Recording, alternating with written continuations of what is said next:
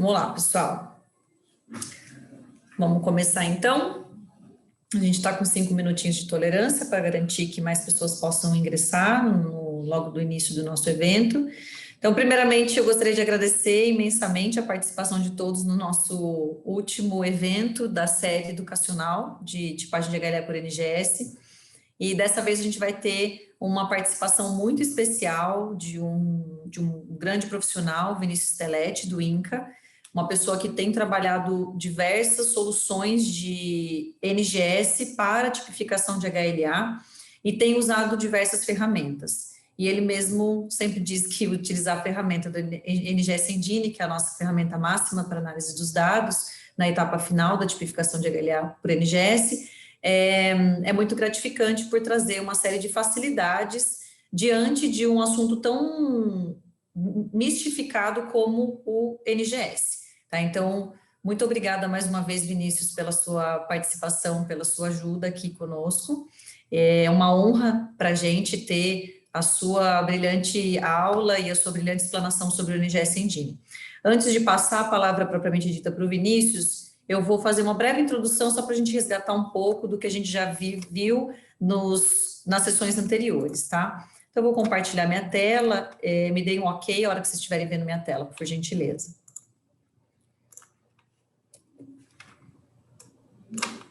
Estamos vendo. Ótimo. Então, vamos lá. Hoje eu vou falar rapidamente alguns conceitos básicos das análises de dados para tipificação de HLA por NGS, e depois eu vou passar a bola para o Vinícius, e ele vai trabalhar um pouco dentro do próprio software, tá? Com vocês. Então, vocês, acredito que a maioria daqui me conhece, eu sou a Danusa Rossi, gerente de produto e aplicação da Pensabil, e especialista em HLA. Nós já tivemos 3 encontros anteriores, pessoal, comigo, com a Michele, com participação da Marcela e dos outros membros da equipe, onde a gente trabalhou um pouco, falamos, discutimos sobre tipificação de HLA em alta resolução e as implicações da nova portaria, com uma mesa maravilhosa, que contou com muitos de vocês aqui da audiência de hoje. Depois falamos sobre a introdução à técnica de NGS, propriamente dito, também tivemos a participação de colegas. Depois falamos um pouco sobre o workflow na prática, para a utilização do NGS como ferramenta para tipificação de HLA. E hoje a gente está aqui num horário diferente, um horário um pouco alternativo, às 19h, para falar sobre análise dos dados, tá? De novo, só reforçando o nosso time, somos eu, Michele, Marcela e Fernanda, todas especialistas em algum assunto que toca a tipificação de HLA por NGS. Agradeço mais uma vez a equipe Pensabil, a equipe de Indiex, pela viabilização desse grande evento que foi a nossa série educacional de HLA. Então, apenas recapitulando brevemente, o fluxo de trabalho de um dia, a Michele trabalhou muito esse conceito com vocês na aula passada, só queria reforçar alguns pontos, né? Então, geração de amplicons a gente consegue fazer em poucas horas, de acordo com a melhor escolha de kit. A Indiex oferece uma série de diversidade de kits, e dependendo da combinação que você for fazer, você faz a melhor escolha daquele kit e faz essa amplificação em poucas horas. Na sequência, em mais algumas horas, você faz o preparo de biblioteca através de algumas etapas químicas e fisicoquímicas e também bioquímicas para preparo dessas bibliotecas. Na sequência, utiliza-se algum sequenciador de nova geração para fazer esse sequenciamento overnight, ou seja, do fim do dia para o começo da manhã do outro dia, e em mais uma hora, eu até brinquei com vocês, em 30 minutos, no máximo uma hora, é possível fazer análise de uma placa cheia, né, ou seja, de 96 amostras, com tranquilidade e, principalmente, segurança, utilizando o nosso software NGS Engine. Ou seja, das 8 da manhã de um dia, às 8 da manhã de outro, eu tenho do DNA ao laudo final, com todos os fields possíveis de altíssima resolução por NGS, tá? O esquema de sequenciamento, ele é totalmente dependente da sua escolha, então, se eu quiser fazer fase 1 do redome, ou seja, ABC, DRDQ e DP, numa flow cell micro do MySeq, eu posso rodar 46 amostras se eu estiver utilizando o kit V2 e posso rodar 60 amostras se eu estiver utilizando o kit MX61, tanto no MySeq quanto no iSeq, na sua configuração única tá? Que o iSeq apresenta. Ou seja, eu tenho uma série de opções aqui, de combinação de loss, assim como eu tenho essa diversidade de multiplexação. Importante reforçar, pessoal, que eu consigo fazer mais do que 300 amostras ou até 384 amostras, desde que eu utilize os index plates ou as placas de index da GeneDx, tá? E isso realmente é uma coisa exclusiva do nosso produto. Vamos só rememorar rapidamente o output do sequenciamento de DNA.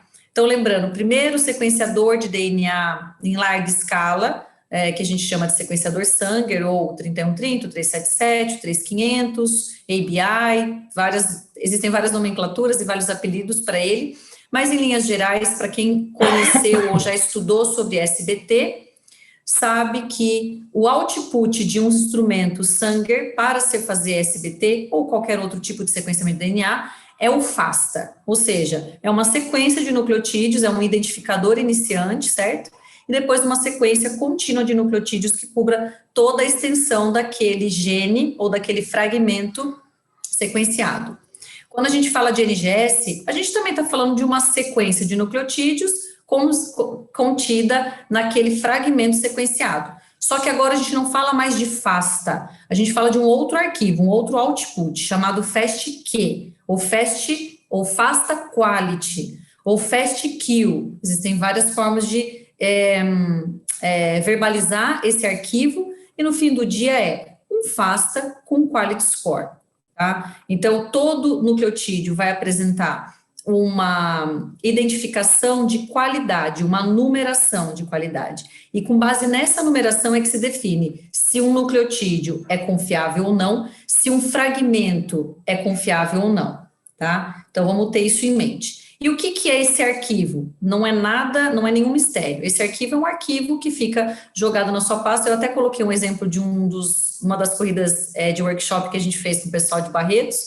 É um arquivo que fica alocado em qualquer compartimento do seu disco rígido C, à medida que você faça essa configuração, e é um arquivo com a própria extensão, como o nome diz, um FASTQ.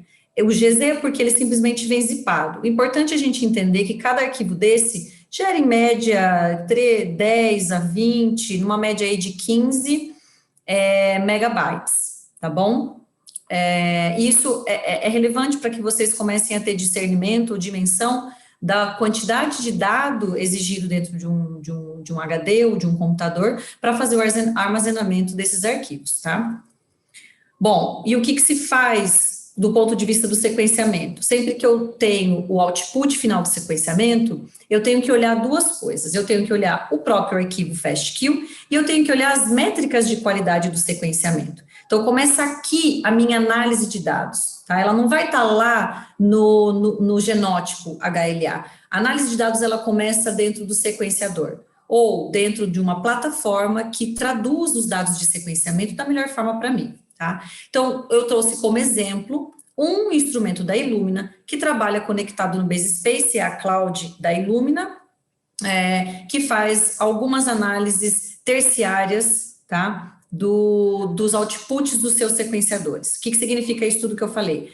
É um aplicativo na cloud, eu faço o login através dos meus dados e senha, e eu tenho acesso a todas as informações de qualidade da minha corrida.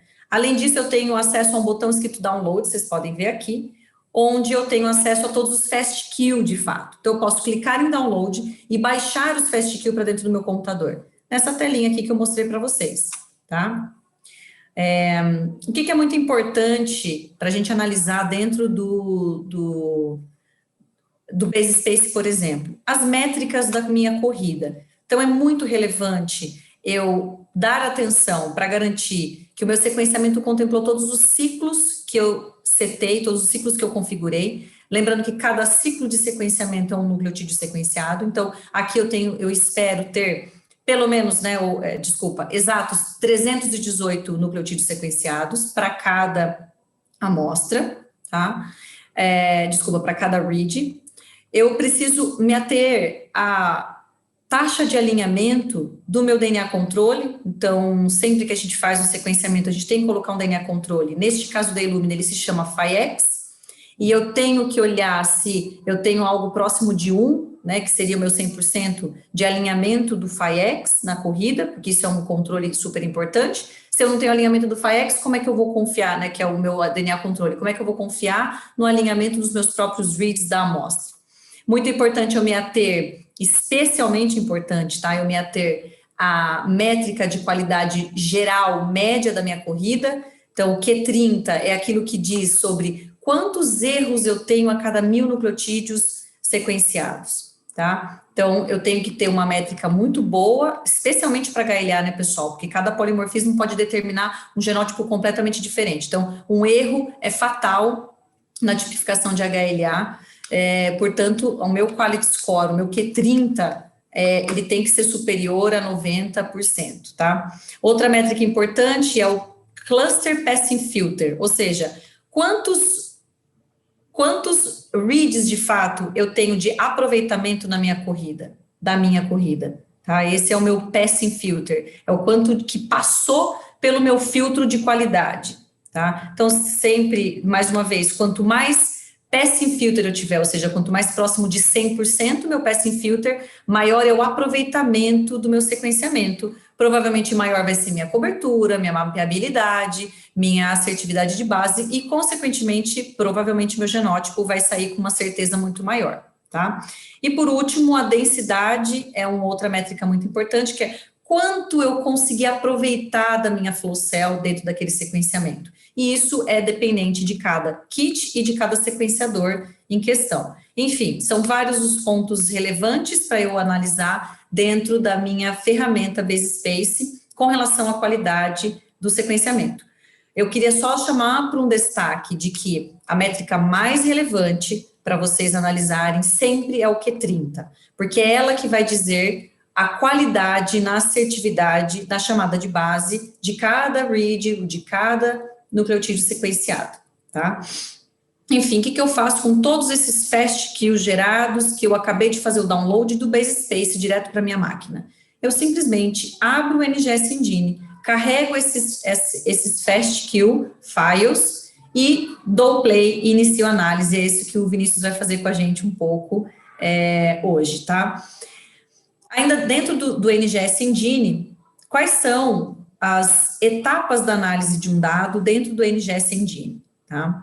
A gente divide didaticamente em 4 etapas, mas é claro que muitos são os algoritmos que rodam por trás de cada uma dessas etapas, tá? Primeira etapa é a classificação dos loss. Lembra que eu fiz uma amplificação global, eu não identifiquei cada locus, eu identifiquei cada amostra, mas dentro de cada amostra eu tenho uma série de loss que foi dependente da minha escolha.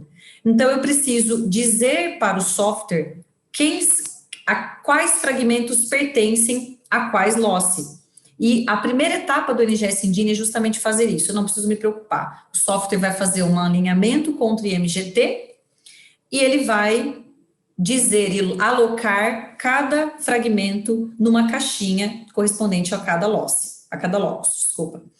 Em seguida, ele entra para uma série de algoritmos que faz diretamente o alinhamento dos reads contra o próprio banco IMGT, de maneira múltipla, tá? A ponto de começar a encaixar os melhores fragmentos de acordo com os melhores genótipos do IMGT, em termos de compatibilidade, tá?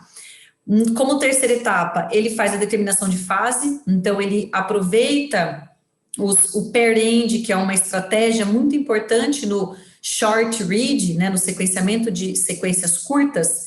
Ele aproveita essa estratégia do pair-end, né, das duas extremidades, para fazer esses ancoramentos conjuntos e assim trabalhar na determinação de fase. E por último, com todos essas etapas concluídas, ou seja, ele já entendeu quais são os loss, ele já entendeu o alinhamento de uma maneira ampla, global, em cima de cada loss, buscando direto no IMGT, e ele já fez a melhor determinação de fase ou aquilo que é possível para o software. Na sequência, só lhe resta fazer a melhor determinação do genótipo, a partir de uma estratégia chamada de best matching, ou best match, diferente de uma outra estratégia chamada perfect match.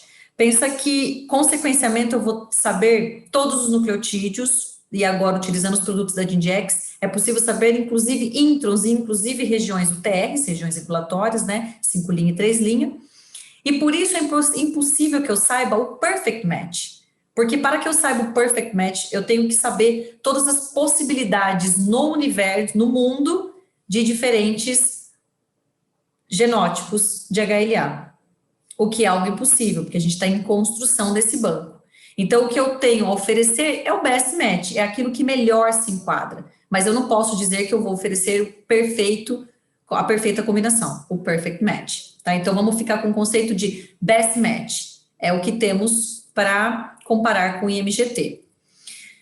Por fim, essa é uma visão geral do software, não estamos na versão 1.18, o Vinícius vai falar um pouco para vocês, estamos numa versão mais atual que isso, mas essa é a imagem do layout inicial do software, o Vinícius vai trabalhar um pouco ele conosco hoje, e aqui estão alguns parâmetros que são fundamentais para que o analisador bata o olho, faça sua análise qualitativa sobre os resultados do NGS Engine e diga se aquilo passa ou não passa, tá? Ainda dentro de compatibilidades, eu gostaria de reforçar com vocês que o NGS Engine, ele é capaz de rodar todos os kits de amplificação da GenGX e também os kits de amplificação dos concorrentes, tá? É uma plataforma inteiramente aberta, inclusive você consegue fazer configurações e customizações na ferramenta para que ela aceite dados de terceiros, ok? Não é isso que a gente quer, tá, pessoal? A gente quer que vocês usem o nosso produto, porque no ciclo completo eu garanto o que eu entrego. Usando produtos de terceiros em alguma etapa desse ciclo é um pouco mais difícil garantir. Mas, de todo modo, é sim um software aberto para análise de diferentes amplicons, inclusive amplicons não HLA, como, por exemplo, o genes KIR e os genes MIC-A e MIC-B, além de outros genes HLA não clássicos, como E, F, G e etc. Todos esses, todos os produtos de amplificação da GenGX são totalmente compatíveis com todos os instrumentos que vocês viram nas aulas anteriores de NGS disponíveis no mundo hoje, tá? Os dados ainda são analisados de maneira super complementar. A GenGX não se limita ao NGS Engine. A GenGX tem outras licenças especiais para genes não clássicos, HLA não clássicos, e também para genes não HLA, como KIR e MIC. E o Ignition é uma ferramenta extremamente interessante para laboratórios que têm grandes volumes, tá? Então, é um plugin ativado automaticamente ao final de qualquer corrida de NGS, que liga automaticamente o NGS Engine para carregar os fast queues gerados pelo sequenciador e já dispara as análises automáticas. Então, chega na manhã do dia seguinte, pensando em um fluxo de trabalho de 24 horas, e o que eu tenho quando eu abro o computador já é o dado todo analisado. O Vinícius vai mostrar também que é super rápido a análise do NGS Engine, mas para high throughput seria interessante a gente ter o NGS Ignition fazendo essa projeção dos fast queue dentro do NGS Engine, tá? Enfim, do meu lado era isso que eu gostaria de apresentar para vocês, com algumas ênfases. Vou para o meu compartilhamento para passar totalmente a palavra aí ao Vinícius. Vinícius, mais uma vez, obrigada. Sinta-se à vontade com essa plateia maravilhosa que a gente tem aqui hoje. Vocês me ouvem bem? Boa noite. Estão me ouvindo, Danusa? Boa noite, ouvindo super bem. Gente, boa noite. Quero agradecer aí ao pessoal da Pensabia, Danusa, pelo convite. E é uma responsabilidade bem grande, né? Falar para a comunidade de HLA, que é uma comunidade tão forte, né? Aqui no nosso país, com certeza. Mas é um tema que é muito interessante para mim. E, assim, o desafio foi tentar lembrar, né, o desafio que eu tive para começar a entender sobre análise de dados em NGS, que é um mundo totalmente novo, né? A gente está trabalhando com SSO, com Sanger. A análise de dados em NGS é algo totalmente diferente. Você tem uma nomenclatura, você tem um vocabulário totalmente diferente. Eu sei que aqui a gente tem gente que sabe muito mais que eu de análise de dados, e a gente já discute, como eu discuto com o Rafael, com o Samuel, e tem outros colegas aí de outros laboratórios que já devem saber muito de NGS. Mas eu fiz a palestra pensando, e acaba ajudando todo mundo, né, a organizar o pensamento, né, o fluxo, pensando em quem não viu praticamente nada de análise de dados. Então, usando o software, o NGS Engine, que é um software bem simples, bem prático, é muito bom para a gente aprender. Não estou falando porque é na apresentação da PensaBio isso, mas foi onde eu consegui realmente aprender bastante sobre análise de dados.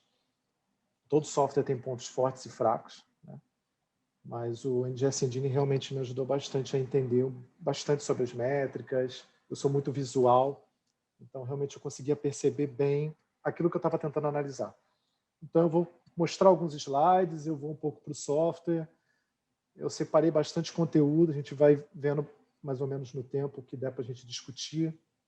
Se não der, a gente pode ver em um outro momento, se for interessante. Eu estou com o chat aqui aberto. Se alguém no meio tiver alguma pergunta para fazer, quiser abrir o microfone, eu até prefiro que está todo mundo com a câmera fechada. Não sei se, enfim, é normal, né? Agora eu estou um pouco do outro lado. Geralmente eu participo dos encontros, né? Fico com a câmera fechada. É aquela sensação de quem está apresentando não está vendo ninguém. Mas vamos lá, espero que seja interessante para todo mundo. Bom, vocês estão vendo a minha tela. E como a Danusa comentou, né, eu trabalho aqui no INCA, trabalho aqui com a doutora Matilde, que é a supervisora aqui do laboratório. Já estou aqui já há 10 anos, aqui no Instituto, trabalhando com a HLA, enfrentando um desafio a cada dia, né, que é trabalhar com isso. E, bom, falando de análise de dados, quando a gente pensa em NGS, a gente tem que pensar numa grande quantidade de dados. Então, aqui são dados, uma informação lá do site da Illumina. Uma corrida de MySQL pode gerar mais de 25 milhões de reads, ou de leituras.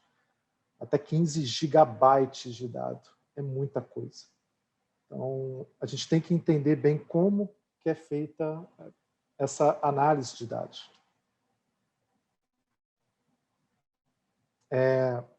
E a gente eu costumo dizer, a gente até comentou numa apresentação nos encontros anteriores, que a análise de dados é uma outra bancada, né? E por que isso? Eu trouxe aqui um exemplo de um artigo que saiu mês passado, de um grupo, aí pelo título vocês podem perceber, né, que é uma análise comparativa de métodos computacionais para analisar dados de NGS para HLA. Então, só num parágrafo, eu vou tentar mostrar o que eles fizeram, né, e o resultado que eles chegaram.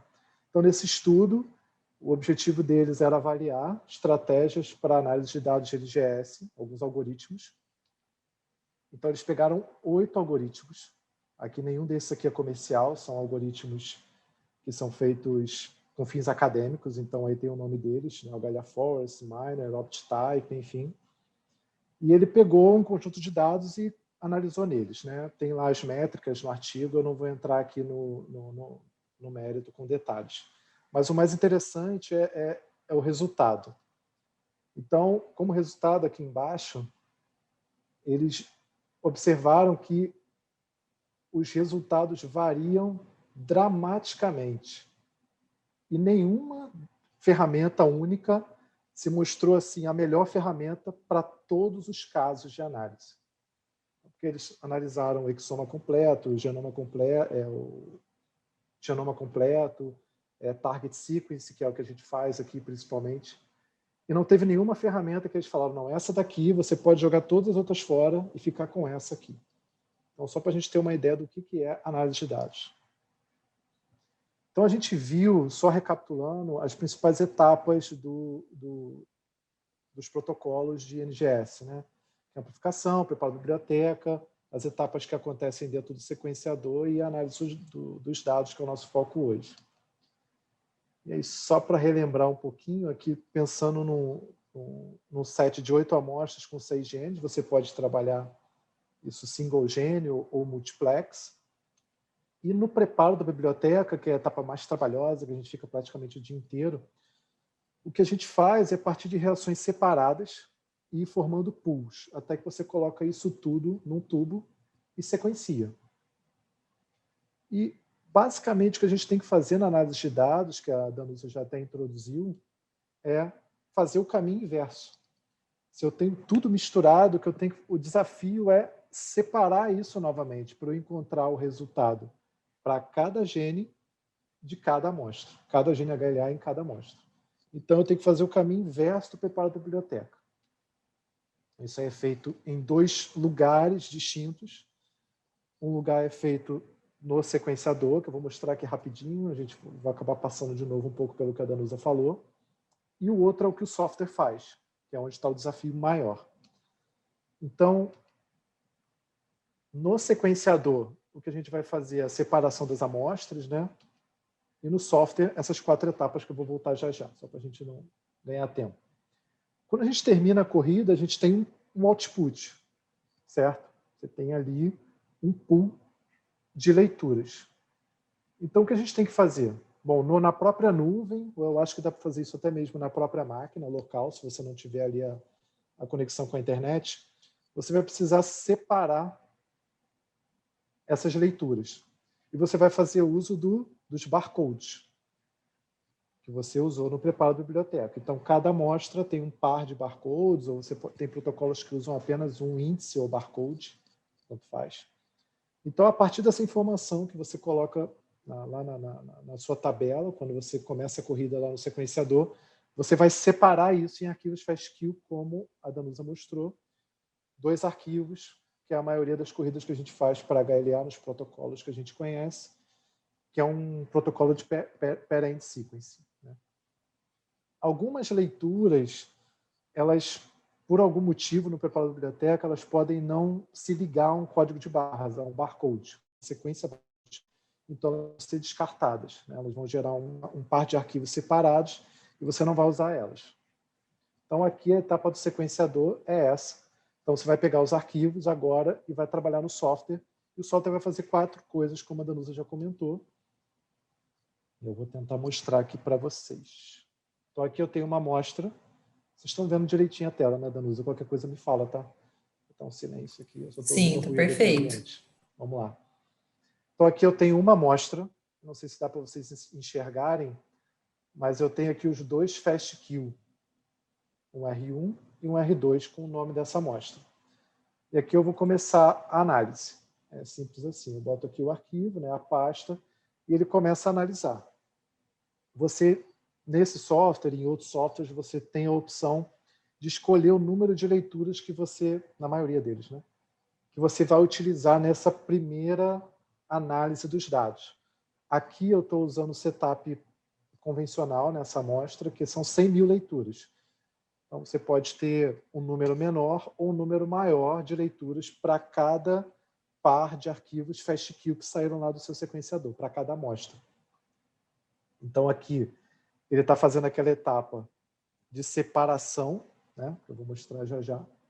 Então, a gente já pode ver aqui que ele tem 810.953 leituras só para essa amostra. Tá? Isso vai depender de quantas amostras você coloca na sua corrida, de quanto gente você está analisando, e também do tamanho da flow cell que você está utilizando, que é o cartucho que você usa lá no sequenciador, né? O conjunto cartucho flow cell. Então, vou dar uma parada aqui. Aqui é o número de leituras, e aqui é o número de leituras que ele aproveitou. Das 100.000, ele aproveitou 90.000. Então, é uma probabilidade ótima, de 90%. O que quer dizer isso? Aqui, a gente já tem a separação que ele fez. Então, ele pegou as 100.000 leituras que ele aproveitou lá do arquivo FASTQ, que tinham 800.000, mas ele só pegou 100.000, e separou isso em caixinhas. Ele detectou, olha, eu tenho aqui leituras para 6 genes HLA, A, B, C, DR, DQ e DP. Nessa contagem absoluta e nessas frações.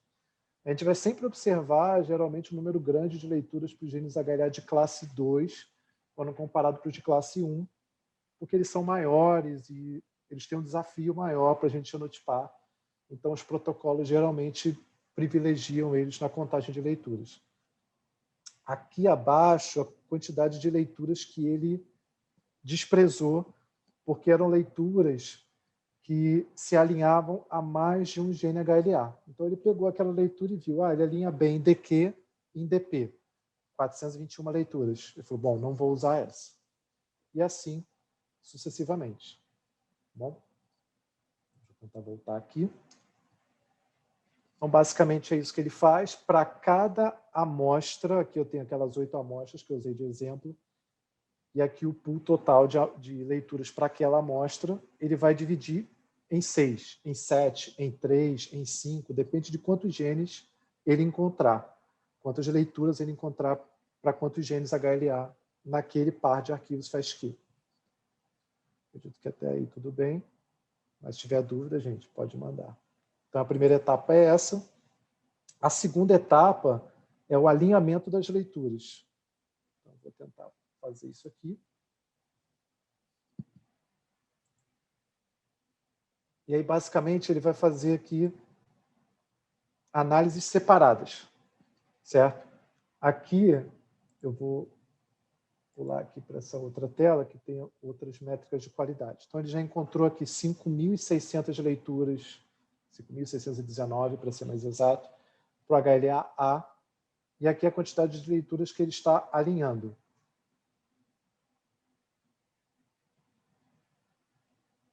Então, vou deixar ele fazer essa parte aqui. Eu queria que vocês prestassem atenção no que vai aparecer aqui. Ele faz um realinhamento. Deixa eu ver se... Aqui ele faz um phasing e o typing, que é o que eu vou mostrar já já. E aqui, está salvando a tipagem. Depois eu coloco para rodar aqui para a gente ganhar tempo.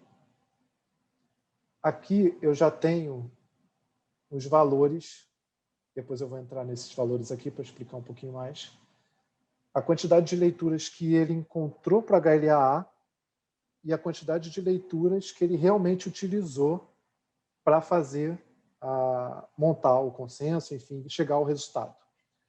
Aqui a porcentagem. Então, praticamente todas as leituras que ele colocou lá na caixinha para HLA-A, ele utilizou para chegar ao resultado.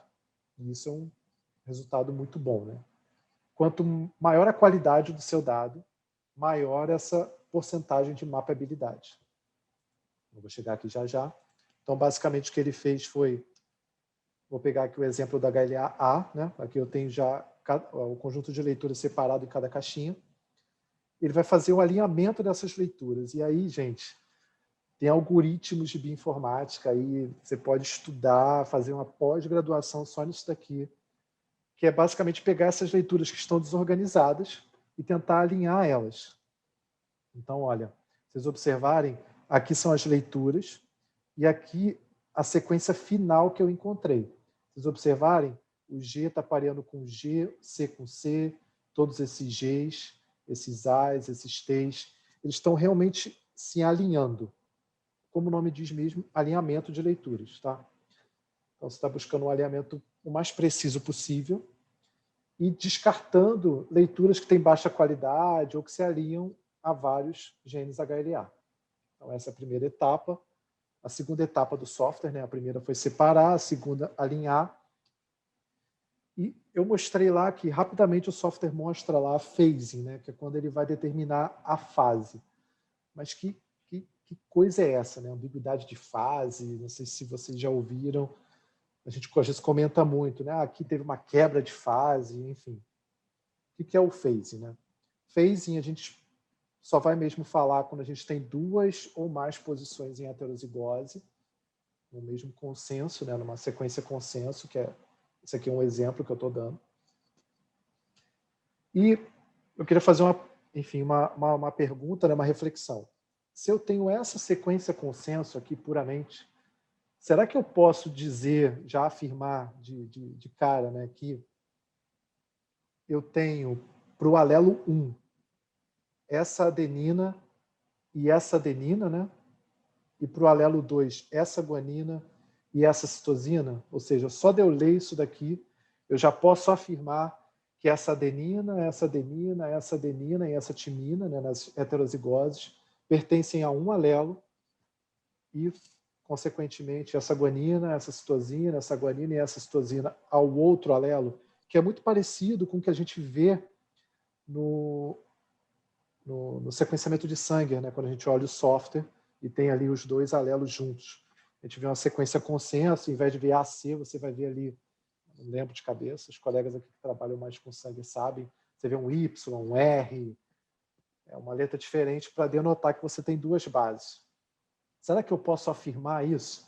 Quer dizer, que essas bases de cima estão no mesmo alelo e essas no outro alelo? Bom, a resposta é não. Porque apenas olhar isso daqui, eu tenho várias combinações. Então, aqui eu estou mostrando uma delas. Na verdade, quando você vai olhar lá no genoma, você pode ter uma troca aqui nessa fase, e, na verdade, ao invés de você AAAT, você ter um AAAC, e aí muda tudo, que pode mudar o códon e mudar o aminoácido. E você pode ter uma quebra de fase aqui no meio. Você vai ter várias combinações possíveis desse consenso. E esse é o grande desafio de sequenciamento de sangue. Porque para você conseguir ter essa informação, você tem que sequenciar o seu alelo separadamente. Usar primers específicos, enfim, fazer uma outra reação. E na etapa de phasing, é isso que o software tenta determinar. Aqui eu tenho um alinhamento simplificado, né, das leituras, uma coisa mais resumida. Aqui é a minha sequência consenso. E aqui as posições em heterozigose. E aqui em azul, eu estou mostrando as leituras que estão ajudando o software a determinar o phasing. Se a gente observar, essa leitura aqui não ajuda, porque ela só está passando nessa posição em heterozigose, mas essa de baixo, sim. Vocês observam que ela é até mais longa, né? E por quê? Porque ela está cobrindo essa posição, está dizendo que aqui é um A, e que aqui é um C, e que aqui é um A. Então, eu já posso ter uma ideia que a fase que ela está dizendo é ACA, por exemplo. Essa daqui, GA. Essa daqui, AG. São as leituras que estão ajudando o software a chegar e determinar a fase. Essas que estão no meio, que não estão ajudando a determinar a fase, elas ajudam na cobertura. Eu vou falar mais um pouquinho o que é a cobertura, para eu poder deduzir, para o software chegar e concluir quais são essas bases aqui do meio. Então, eu tenho leituras que ajudam na cobertura, todas elas, e eu tenho um grupo específico que ajudam na determinação da fase. Então, eu consigo dizer aqui que a fase está definida dessa maneira. E aí, o que é quebra de fase? A gente pode observar lá, a gente vai ver um exemplo, que a gente pode ter a fase definida em uma região e ter algumas quebras de fase. É quando você não tem um número suficiente, né, de leituras para dizer que duas posições em heterozigose, cada uma daquelas bases na heterozigose pertence um par a um alelo e outro par a outro alelo. Vou tentar dar um exemplo aqui. E aí, eu não sei se dá para perceber, mas a região aqui que está... Estou vendo que não tem muito ninguém participando, não vou nem dar um tempinho, a gente está com o tempo mais apertado. A região que tem uma quebra de fase é essa região aqui do meio. Se vocês observarem, o motivo disso é que a gente não tem nenhuma leitura que consiga abranger as duas posições em heterozigose, que são essa e essa. Enquanto que aqui eu tenho essa leitura e essa leitura, que me ajudam a dizer, onde tem guanina, aqui tem adenina aqui. E onde tem adenina, tem citosina. Na verdade, ele está mostrando aqui o contrário. Eu errei aqui na digitação. Mas o importante é o que a gente vai olhar para determinar a fase. Ver se tem leituras passando, cobrindo aquelas duas posições em heterozigose. Então, aqui a gente diria que aqui eu tenho a fase correta, né? Então, eu consegui determinar a fase. Aqui também, mas aqui eu tive uma quebra de fase. Isso pode ter ou não implicações no teu genótipo, principalmente na determinação de alelos novos. E a última fase, né, depois daquelas etapas que o software faz para chegar ao genótipo, é você chegar ao genótipo propriamente dito. Você vai pegar a versão da sua biblioteca. Hoje a gente está na versão 3.43 no software, mas no site, no IMGT, já está na versão 3.45, né? E ele vai pegar, então, essas duas sequências de consenso com a fase que ele conseguiu determinar e vai procurar o melhor genótipo que se encaixa naquela informação. Então, foi basicamente o que eu mostrei ali no final, né, que eram aquelas etapas que eu acabei não parando, que é aquelas partes até ele chegar ao resultado final. Eu queria comentar agora, assim, quando a gente fala de métricas, você vai ter de montão. E aí muitos fabricantes até usam, né? Não, o meu software tem 30 e tantas métricas. Não, o meu tem 40 e tantas métricas de qualidade. E aí, dependendo do software que você for utilizar, do kit, você vai ter que entrar um pouco mais a fundo na definição das métricas de qualidade que o seu software utiliza. Eu vou mostrar aqui no NGS Engine algumas métricas, ele tem também várias métricas de qualidade. As principais, aquelas que eu acho que quem usar esse software ou usar outros softwares vai ter um aproveitamento interessante. E acho que eu vou utilizar basicamente falar um pouco de cobertura. Eu já falei um pouco de phasing, eu vou tentar mostrar no software, né? Falar um pouco de ruído. Teve até uma pergunta aí há 2 semanas atrás, a gente estava comentando sobre níveis de ruído, né? O pessoal perguntando quando é que eu consigo aceitar o nível de ruído, o que é interessante ou não. Depende um pouco do software que você está utilizando, se ele vai te dar uma flag ou não. E falar um pouco de balanço alérico. Tá? Então, vou lá para o software um pouquinho. Aqui foi onde eu parei, eu vou deixar ele até analisando aqui. Aqui, gente, eu estou separando aqui em algumas abas, né, o que eu vou tentar mostrar. Para pegar um pouquinho o layout do software, aqui eu tenho 2 amostras, tá? E os genes HLA para os quais ele encontrou leituras quando fez a análise. Tá? Aqui a mapabilidade, então aqui a gente já observa uma diferença bem grande no número de leituras que havia para essa amostra, que eu estou chamando de amostra 2, e aqui para o número de leituras dessa outra amostra, que eu estou chamado de amostra, aqui em cima de amostra 1. Né? Peço desculpas aí para não confundir vocês. Então aqui eu tenho uma amostra, aqui eu tenho outra. Cobertura, a gente pode falar assim, usar várias métricas diferentes. Eu posso falar média, como está aqui, ó. Nesse software a gente vai ver média, o mínimo e o máximo. Então, para cada gene HLA, ele vai me dar métricas de qualidade diferente de cobertura, porque cada um é uma reação diferente aqui, a partir desse momento. E a gente pode aqui, por exemplo, comparar o de cima com o de baixo e observar que esse daqui, a mediana de cobertura foi 107 para HLA-A, enquanto que esse aqui foi 2.850, né? Quase 20 vezes de diferença na magnitude da cobertura. E a gente vai ver como isso vai ter impacto em outras métricas. Tá? Aqui, enfim, os valores absolutos, né? Quantas leituras que entraram para aquela análise e quantas eu aproveitei. Eu vou aqui para uma outra tela, que é uma tela mais recente do software. E aí, uma coisa bem interessante aqui nesse software, da parte do layout, é que se eu perguntar para qualquer um de vocês, ou, enfim, para a maioria, se eu te falasse, olha, aqui tem uma amostra que os dados estão bons e outros que os dados estão ruins. Eu acho que pelas cores já dá para você ter uma ideia, de maneira instintiva, você já pode dizer que aqui embaixo você tem um dado bom e aqui em cima um dado ruim. Agora, onde que está esse problema é o que a gente tem que investigar. Então, quando você está passando uma tela, eu vou correr aqui uma corrida, passar basicamente uma corrida, se você observar, olha, aqui já dá para ter uma ideia que esse é um dado ruim, que aqui são alguns dados bons, e aqui algumas coisas que me chamam mais atenção. E isso é uma parte interessante nesse software, por exemplo. Você vai observar em outros softwares também, que eles vão tentar chamar a atenção para as cores. E é onde aquilo vai acabar te chamando a atenção dos seus olhos. Né?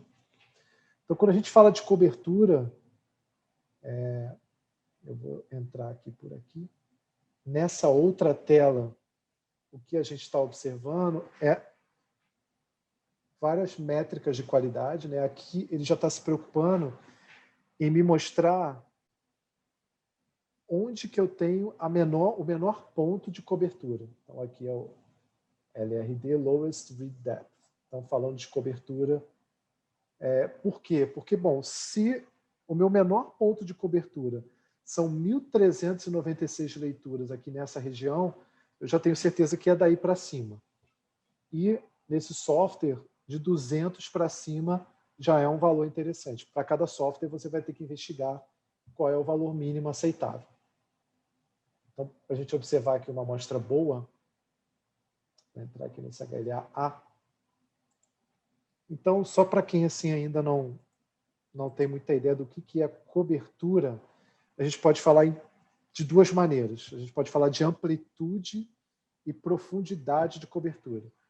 Então, se eu for falar de amplitude de cobertura, eu estou dizendo, olha, quais são as regiões do meu gene HLA-A, aqui nesse caso, que são cobertas. Então, eu posso dizer que completamente os exons, que são essas regiões aqui em amarelo, os introns, que são essas regiões aqui em preto, e parcialmente as minhas regiões não traduzidas. A região 5' e 3' não traduzida. Então, essa é a amplitude de cobertura desse kit, por exemplo, que é o kit da própria GeneDx. E nessa reação, eu poderia ter um caso aqui que eu tivesse um problema e a minha cobertura foi ruim nessa região. Então, eu posso dizer que a amplitude de cobertura foi do exon 2 até, basicamente, o início da porção 3' UTR. A extensão da minha cobertura. Onde que eu tenho leituras? A profundidade de cobertura é basicamente você olhar para cada posição aqui, né, que eu cobri. Então, eu vou olhar aqui no exon 2, por exemplo, dar um zoom aqui. Aqui embaixo eu estou mostrando as minhas leituras. Para cada posição, quantas leituras eu tenho emparelhadas, alinhadas. Então, aqui é a profundidade de cobertura. E se vocês olharem algum texto de bioinformática, vai estar quantas vezes, né? A minha cobertura aqui, nesse caso, eu não vou poder apontar, porque se eu tirar o mouse vai sair. Ali tem uma linha que está escrito total. É 2.632. É uma coisa assim, 10 vezes mais que o necessário, que o mínimo necessário que o software pede. Isso significa que eu tenho 2.632 leituras aqui alinhadas. Eu tenho uma cobertura de 2.632 vezes. E elas estão me dizendo que eu tenho ali, se eu for ali mais duas linhas abaixo nesse retângulo, eu tenho 1.409 leituras dizendo que é uma adenina. Então, aqui é uma posição em heterozigose. Tá? E 1.218 dizendo que é uma citosina. Logo à direita eu tenho a proporção dessas bases, que é praticamente 50%. Tá? Diferente, por exemplo, daqui. Vou olhar aqui numa amostra que tem pouca cobertura. Eu vou olhar aqui. E aqui você já tem uma ideia, eu não sei se, eu não vou comentar agora, mas já dá para ter uma ideia que aqui é como é a distribuição dessa cobertura ao longo de todo o seu gene. Também é interessante, porque se eu estou olhando aqui abaixo, o baixo chega aqui, isso sobe de maneira muito grande, alguma coisa está errada no seu teste. Talvez você teve alguma etapa lá no seu preparador de biblioteca, enfim, alguma coisa que você precisa investigar. Então, é interessante que os seus olhos se acostumem com o kit que você está utilizando e o software, esse padrão de cobertura para cada um dos genes HLA. Então, eu vou olhar aqui, por exemplo, nessa região que parece ser aquela que tem menor cobertura, é que a gente já vê que a cobertura é de 55. É uma outra posição em heterozigose também. Eu tenho 55 leituras emparelhadas. Então, delas, 26 tem uma guanina e 29 tem uma timina. Então, se eu mostrar aqui, eu já consigo ter uma ideia. Algumas delas têm timina e outras aqui que o software não mostra para não ficar muito poluído, mas outras são guanina. A gente observa ali na penúltima linha. Tá? Então, Até aqui, visualmente, você já consegue ter uma ideia de que o número de leituras aqui é muito menor do que aqui. Aqui eu preciso até rolar um pouco a tela, deixar ela carregar. Ok? Então, isso foi cobertura. Falar um pouquinho sobre balanço alérico. Tá? Isso tem alguns outros gráficos ali de cobertura, enfim, que a gente pode observar, mas eu queria focar um pouco mais nos conceitos, tá? Para a gente poder otimizar o tempo. O que seria esse balanço alérico? Isso está expresso aqui nessa coluna. Tá? Para explicar um pouco mais isso, eu vou entrar nesse gráfico aqui, que é um dos gráficos mais interessantes aqui desse software.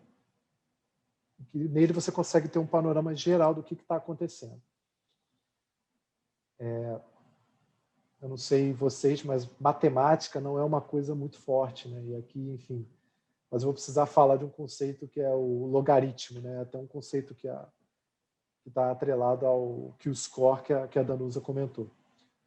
Aqui a gente tem um gráfico, né? E aqui são no eixo aqui do X, né? A gente teria as posições genômicas, né? Para esse HLA-C, tá? Em amarelo são os exons e em branco as regiões não traduzidas, não codificantes, né? Aqui seriam os introns aqui no meio e aqui os UTRs, tá? Aqui à esquerda a gente vai ter a porcentagem, tá, da variação das bases que ele encontrou. O que isso quer dizer? A gente observar, a escala aqui ela está um pouco deturpada, é uma escala logarítmica, né? Perdão. Daqui até aqui a gente tem 10%. Então, para você ter um espalhamento, uma distribuição maior das porcentagens, dos valores de porcentagem menores, eles usaram aqui uma escala logarítmica. Então, daqui até aqui é 10%, daqui até aqui 20%, daqui até aqui 50%, daqui até aqui 100%. Então, eu vou só dar um zoom para trás, só para a gente observar aqui o 100%. Então, onde eu tenho pontos, e cada um desses aqui é um ponto, eu estou segurando o mouse aqui passando, e vocês observam aqui as porcentagens, tá? Bem próximas de 100%. O somatório para cada posição aqui dá 100%. Então, para essa posição é 99,36%. E aqui embaixo eu tenho 0, alguma coisa. Então, o somatório dá 100%. Aqui, em resumo, são as posições em homozigose. E aqui em 50% é onde a gente espera ter as nossas posições em heterozigose. Por quê? Se eu tenho 2 alelos e quando eu fiz lá a minha extração do DNA, o meu preparado da biblioteca, enfim, eu espero que os 2 sejam amplificados e sequenciados numa mesma proporção. Certo? Então, a diferença entre eles vai ser nas posições em heterozigose. E eu espero que nas heterozigoses eu tenha algo próximo de 50% para cada uma das bases, que é o que eu estou vendo aqui. Essa aqui é a minha situação ideal para qualquer gene HLA olhando nesse gráfico. Eu tenho aqui, e aqui embaixo, aqui em cima, então, o balanço alérico, né? As posições em heterozigose. A gente pode observar aqui algo em torno de 50%.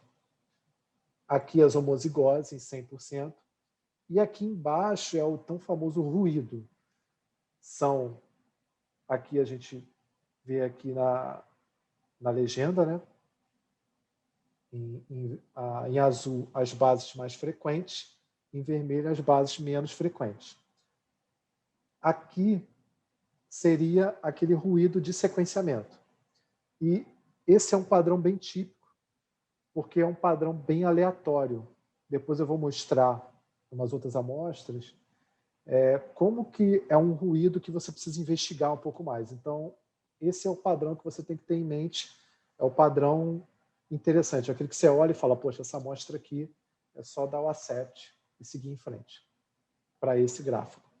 Então, aqui o balanço alérico, eu posso dizer que esses 2 alelos, HLA-C, que aqui no caso foi o 120301 e o 160101, eles estão perfeitamente balanceados.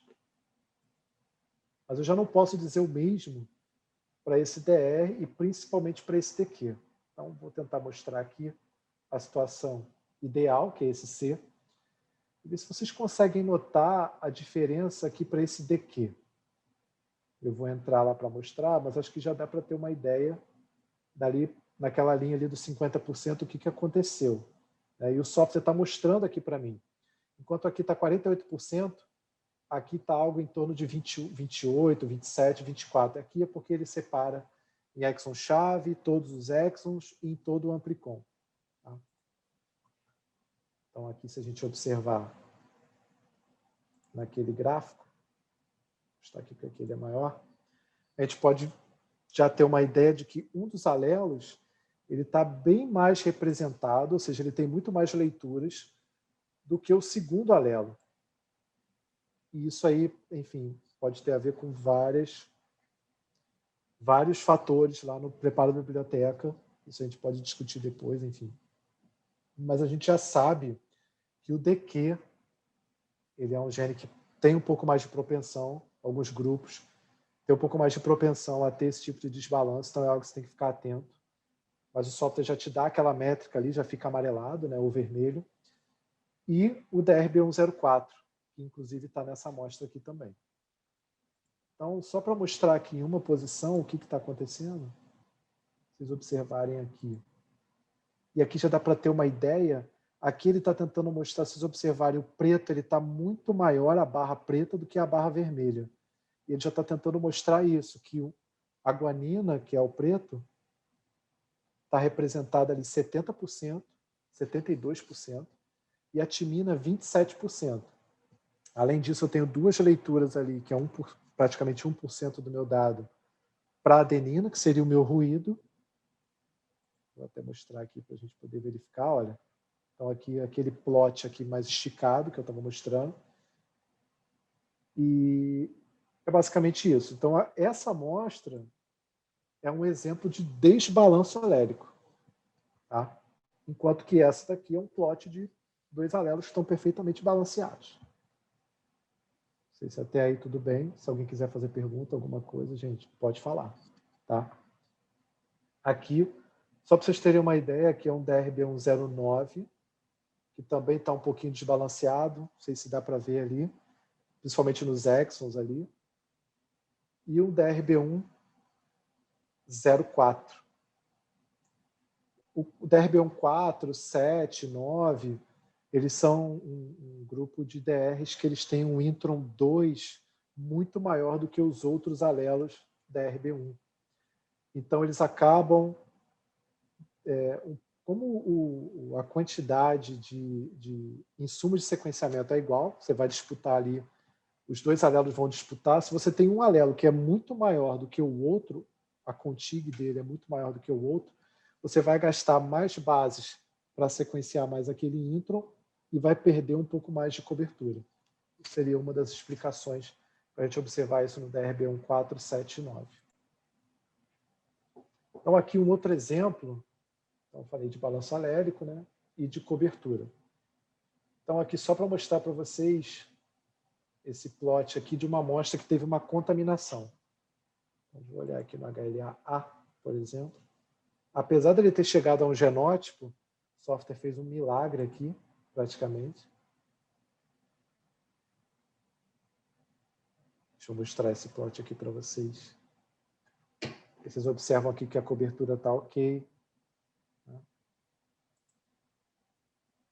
Não sei se dá para observar, mas a gente tem um conjunto de leituras, né, um X aqui que estão sobrepostos na região de 50%.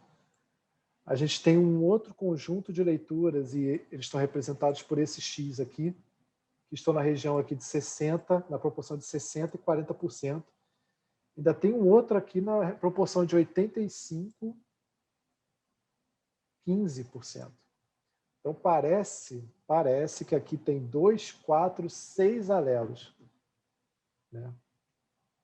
Eu não sei aqui o background dessa amostra, um exemplo que eu peguei, mas poderia ser um paciente lá numa crise blástica, uma coisa absurda, ou mesmo no preparo da biblioteca. Se você está lá, trabalhando com a multicanal, deixou pingar uma gota de uma amostra na outra, antes da etapa de ligação de barcodes, já era.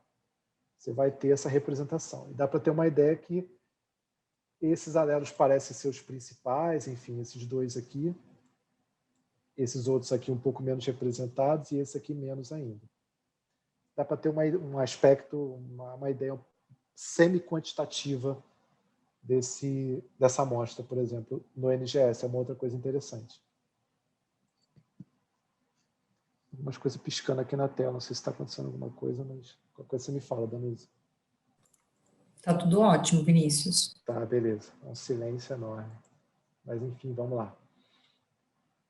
Acho que está todo mundo super compenetrado na explicação, viu? Assim espero, gente. Assim espero. Está extremamente claro. Tá, vamos lá.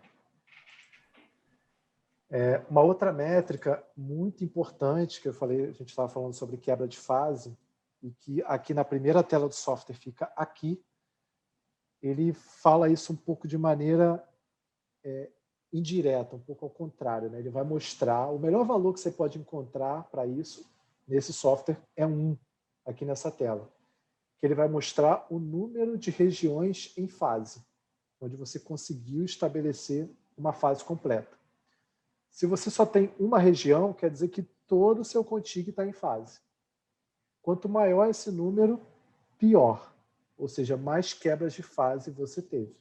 Então, se isso aqui for 2, como está aqui, você teve pelo menos uma quebra de fase. Então, você tem 2 regiões em fase e uma quebra. Se é 3, você teve 2 quebras de fase. E aqui o que eu quero mostrar é como o software mostra isso, né? Como ele tenta mostrar isso para o usuário. A gente vai observar, eu quero que vocês atentassem aqui para essa região. Tá? Onde está vermelho, ou vinho, né? Essa cor aqui, é onde o software conseguiu fazer a fase. Ele conseguiu construir o phase. Tá? Então, ele pegou aqui as leituras, conseguiu separar as leituras e conseguiu construir a fase aqui. Nessa região e nessa região ele não conseguiu construir a fase. Então, uma ferramenta interessante aqui desse software é esse aqui, que eu vou clicar com o botão direito, e ele vai me mostrar quantas leituras ele usou para construir essa fase. Então, eu tenho aqui, entre essa posição e essa posição em heterozigose, como eu estava tentando mostrar lá no slide para vocês, além aqui, apesar da minha cobertura aqui ser de 319 e aqui de 381, eu tenho, na verdade, 93 leituras que estão me ajudando a fazer a fase, a construir a fase entre essas 2 regiões. Então, é um número menor de leituras. Geralmente, as leituras maiores, ou que tem um tamanho de inserto maior. 48 leituras estão me dizendo, olha, nessa posição eu alinhei tinha uma guanina, e nessa outra posição uma adenina. Enquanto que 34 leituras, eu tenho uma adenina nessa posição e uma guanina nessa posição. Então, com essa informação, o software construiu essa fase. Guanina com adenina, então guanina, essa guanina com essa adenina, tá? Não confunde com a de cima. E essa adenina com essa guanina, tá? Apesar de eu ter 11 leituras que dizem que foram alinhadas aqui, que tinha uma adenina nessa posição e uma adenina nessa posição. Então, seria o X, o trans. Tá? O cis seria essa guanina com essa adenina e essa adenina com essa guanina. E o trans seriam essas leituras aqui. Ok? Agora, aqui nessa região, o software ele não conseguiu chegar numa fase. Apesar de eu poder vir aqui, esse software permite a gente fazer várias edições. Eu posso vir aqui e falar, não, eu acho que é isso aqui mesmo, porque eu fiz uma outra corrida, enfim, e construir a fase, mandar ele reanalisar, mas não vou fazer isso nesse momento, vamos focar aqui no conceito. A informação que ele encontrou aqui, ele ficou na dúvida, porque apesar de eu ter 5 leituras aqui dizendo que é uma adenina nessa posição, e aqui não dá para ver, mas é uma timina, eu vou tentar dar um zoom aqui. Tá? Então, aqui, essas duas regiões. Então, uma adenina aqui e uma timina aqui. Ok? Só que no outro, seria o outro alelo, o outro cromossomo, né? Consequentemente, apesar de eu ter 3 leituras dizendo que tem uma guanina, né?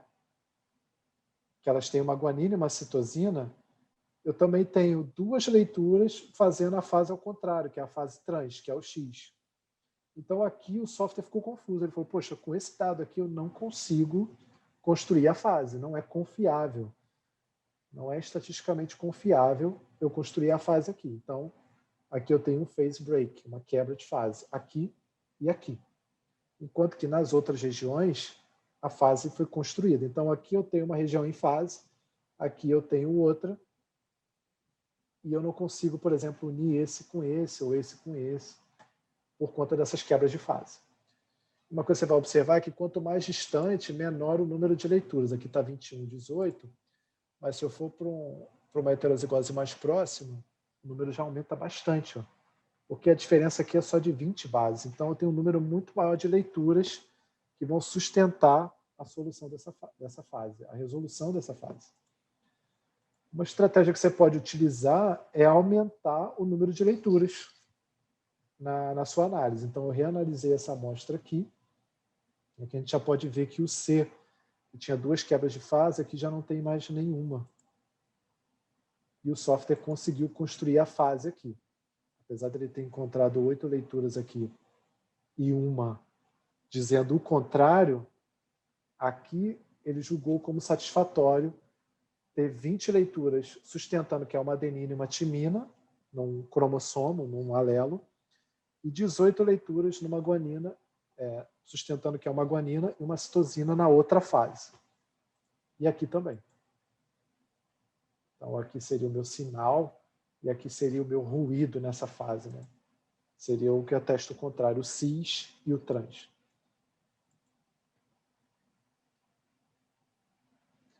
Como resolver quando temos loss ou alelos com problemas de balanceamento? Na bancada, se é um... Pode falar, Dani. Desculpa, Vinícius, porque a Jeane fez um comentário anterior. A Elizabeth, desculpa. A Elizabeth, desculpa, ela fez o primeiro comentário com relação a balanceamento. Então, a gente volta no critério anterior, que é sobre balanceamento. A Elizabeth falou em relação ao DR beta 104, como resolver? Adianta refazer o NGS? Pode liberar? E aí a Jeane complementou, né? Com relação, disse uma boa pergunta mesmo, como resolver quando temos loss ou alelos com problemas de balanceamento? Repetir, resolve? Então, as duas estão no mesmo tom? Então, nesse caso aqui especificamente, eu sequer repetiria. Uma coisa interessante, você vai se acostumar com o seu kit, né? A gente acostuma. Então, quem trabalha com SSO está acostumado a ver aquela bid que você sabe que ela foge um pouquinho do teu padrão, então tu faz ali um ajuste. E a gente vai acostumar com a cara do dado. Então, análise de dados é isso que vai ajudar no dia a dia. O que a gente observa geralmente no kit mesmo de Index não é isso, é basicamente, e aí o Rafael, o Samuel podem confirmar, a distância aqui não é tão grande, mas no DRB104 sempre tem um pequeno desbalanço aqui no Exon 2.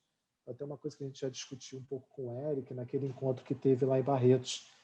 E eles estavam investigando um pouco por que isso acontecia, né?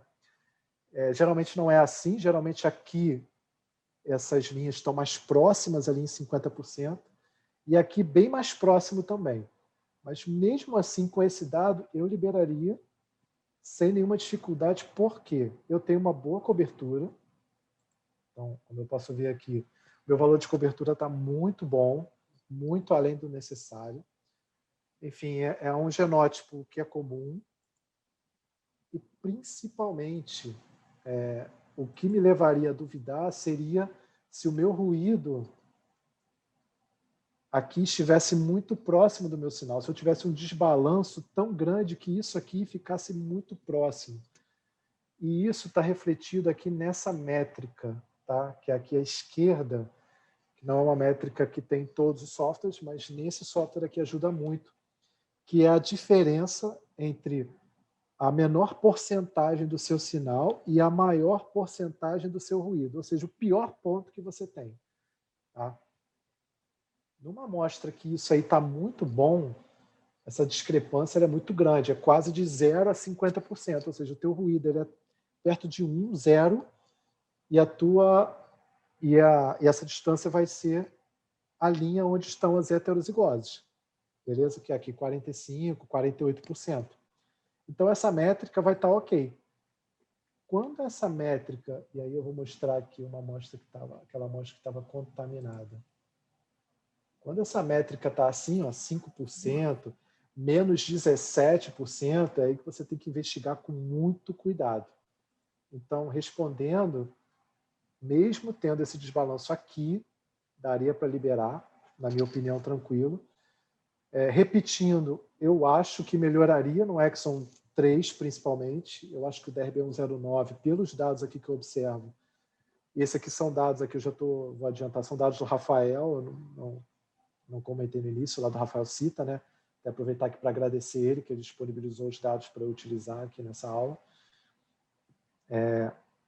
Então, o que eu costumo observar, como eu falei, é esse desbalanço só no Exxon 2, que é aquele primeiro retângulo ali amarelo, mas bem próximo, algo em torno ali de 70% a 30%.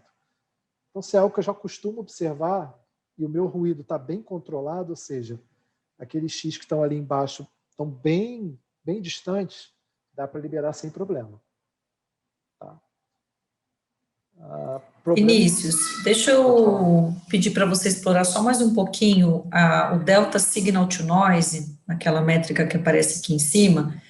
Quando ela fala, por exemplo, 10%, só para a gente simplificar o entendimento, quando ela fala 10%, não significa que eu tenho o sinal 10% distante um do outro, porque lembra que aquela escala é logarítmica, então significa que eu tenho pelo menos 10 vezes de diferença entre o pior ruído e o meu mais fraco sinal. Vou te mostrar aqui. Na verdade, em termos percentuais, sim, e a diferença. Olha aqui. Aqui é na região, vou explorar aqui no Exxon chave, que é o Exxon 2. Tá? Aqui está 19%. Então, ó, vou aqui no Exxon 2. Aquele 19% é a diferença daqui. Deixa eu tentar dar um zoomzinho aqui. Só mostrar o Exxon. Aqui mudou de cor, mas o Exxon 2 está aqui. Vocês observarem, essa região, que ele está marcando aqui 4%, e aqui que ele está marcando 24%.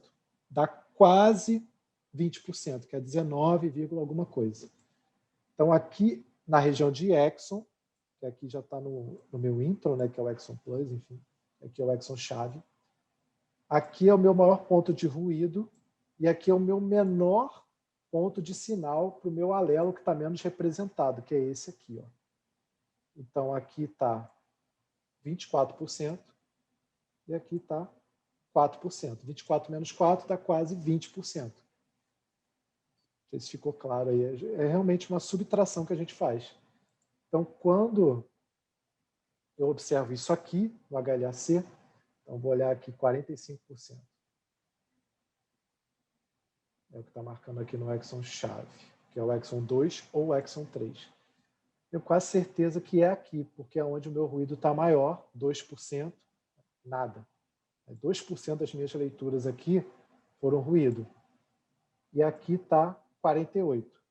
Então, 48, 25, menos 2, alguma coisa, dá quase os 45%.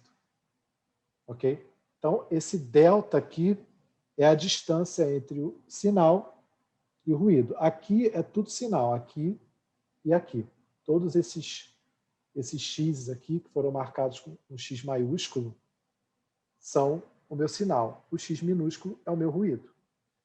E numa amostra que está contaminada, eu posso encontrar algum X desse minúsculo aqui em cima, que foi o que eu mostrei antes, que é quando o software ficou ali meio na dúvida, porque ele encontrou vários alelos. Até aí tá ok, gente? Perfeito, Foi, né? Vinícius. Então, Obrigada. balanceamento. Eu voltei no balanceamento. Balanceamento. Volta na fase de novo. Falei da fase, vou falar da fase de novo.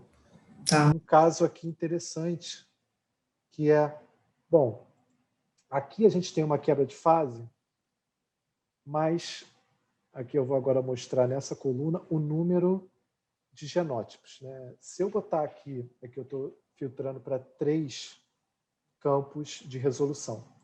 Se eu botar em 4, o número de possíveis genótipos aumenta. E até foi uma pergunta que eu acho que foi da Jeane, se não foi você, Jeane, eu estou confundindo. Mas perguntando por que a gente ainda tem ambiguidade em NGS. Então, num outro encontro. Teve essa pergunta num dos outros, uma outra discussão que a gente teve aqui, não sei se foi na primeira ou na segunda. Um dos motivos é porque a gente não tem, por exemplo, aqui nesse C, a gente não tem cobertura das regiões UTR. Então, esse kit, por exemplo, ele não cobre todo o UTR, tá? Como outros kits também. Então, as ambiguidades que seriam resolvidas aqui, nem esse NGS vai resolver. Ah, eu vou repetir. Pode repetir com esse primer, não vai mudar nada. Porque você não tem cobertura. Mas é uma ambiguidade no 4º campo. Então, a gente pode observar aqui nessa aba os possíveis genótipos. Então, eu não consigo resolver esses tipos de 0,3. A gente vê que a diferença está no 4º campo. E esses tipos de 14, que estão no 4º campo também. Então, todos esses genótipos aqui com 0 nas 3 colunas são possíveis, que aqui é o número de mismatch para esses alelos com relação ao consenso que o software encontrou. Tá? Então, beleza. O que eu queria mostrar é aqui. Então, mas nesse caso, então, desculpa, gente, deixa eu voltar aqui. Eu tenho as ambiguidades, mas não sei se algum dos colegas vai fazer isso, mas tentar liberar em 4º campo, né? Mas acho que a gente tenta fazer, pelo menos, ir até o 3º campo de resolução, que é aquelas mutações silenciosas em exons, talvez, né? E se a gente observar, apesar de eu ter uma quebra de fase aqui, eu só tenho um genótipo possível, um par de genótipos possível, né? 030301 e o 140201. Ou seja, a minha quebra de fase não atrapalhou o meu genótipo. Não atrapalhou o software, porque só existe esse par de alelos descrito. Então, deixa eu botar aqui 3 campos. Que seja compatível com esse consenso aqui que o software determinou, que é esse e esse. Porém, nem sempre é assim. Fala. Vinícius, a Mônica, ela trouxe uma sugestão aqui no chat. Ela disse que, para validação do NGS, é interessante colocar amostras DR beta 1, 04, 02 como controles, né? Já que elas têm esse desafio do balanço. Sim, sim. E eu já observei também... Aí acho que depende um pouco também do kit. Eu não sei se a Mônica tem uma experiência mais de desbalanço com os kits que ela testou nesse DQ. Eu já vi também alguns DQ 03. Então, eu acho que acaba variando um pouco, mas sim, é extremamente importante você fazer uma validação extensiva, enfim, trocar amostras com outros laboratórios, porque até você pegar a cara do dado, como é que é um dado bom e como é que é um dado que foge um pouco daquilo que você está acostumado. E às vezes o que foge não quer dizer que ele é um dado ruim, né? Como você acabou de mostrar o exemplo do próprio DRB104 e outros DR, se eu não me engano, 13, 14, que eu acho que você mostrou. Aqui foi o 4 e o DRB109. Tem o 7 também que pode acontecer, mas geralmente... E cada kit vai se comportar de uma maneira, né? Cada kit, tanto de amplificação quanto preparo da biblioteca. E não necessariamente o dado que não tem o 50-50 no balanço alélico é um dado ruim. Muitas vezes ele é um dado intrínseco do próprio gene para aquele kit. Desde que você sete o seu olhar, você pode liberar um 70-30, fazendo todo o seu...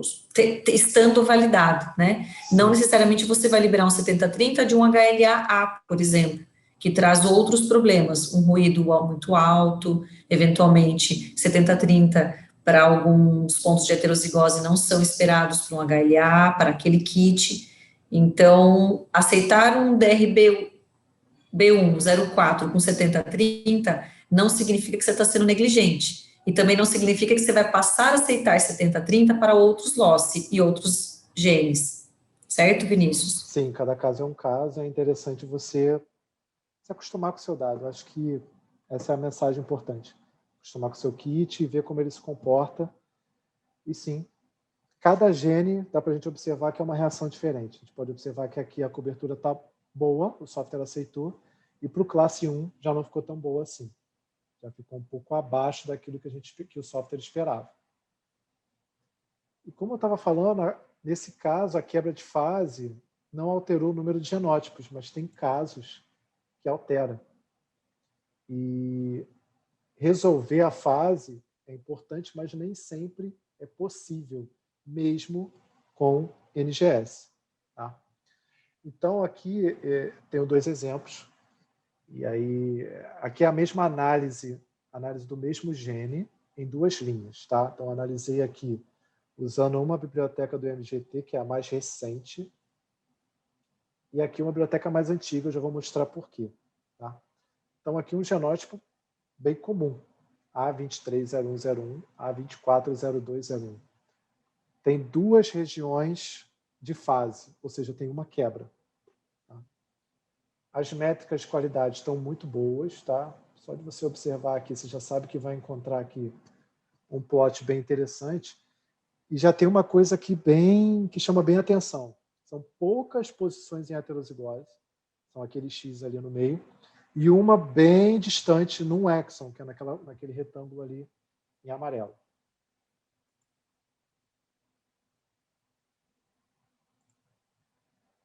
E aqui a gente já pode ver que tem uma quebra de fase e não tem nenhuma leitura que consiga cobrir essa posição em heterozigose ao mesmo tempo que essa aqui. Então aqui tem uma quebra de fase. O problema é que alguém descobriu um alelo, reportou um alelo novo, né, cuja diferença é feita naquela região. Então, um par de genótipos pode ser 2301 e 2402, e o outro par de genótipos, 2317 e 24463. Então, eu chamei eles aqui, ou melhor, 2317 e o 24463. E você vê que quando ele... Eu não cheguei a mostrar, mas quando tem um mismatch, só para mostrar aqui o 462, por exemplo, o software mostra esses triângulos. Então, aqui seria a diferença do 462 para esse consenso que eu encontrei aqui. E a gente observa que, só voltando para o alelo que o software encontrou, que tanto o 2317 e 24463 quanto o 2301 e o 2402 não tem mismatch. Por quê? A diferença entre eles é aqui e a diferença é a fase. Então, se eu botar aqui, deixa eu ver se eu consigo mostrar.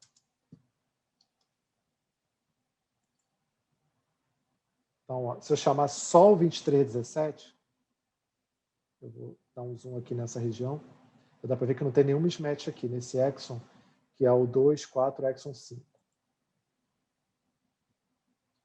O que eu encontrei, tá? Vamos deixar isso aqui.